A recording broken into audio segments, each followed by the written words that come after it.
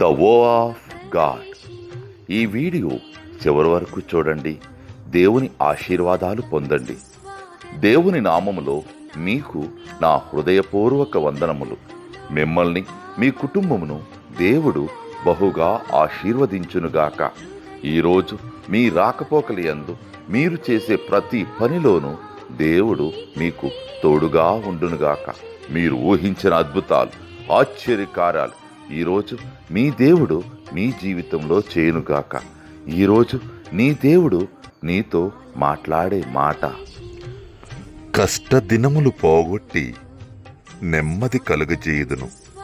కీర్తనలు 94:13.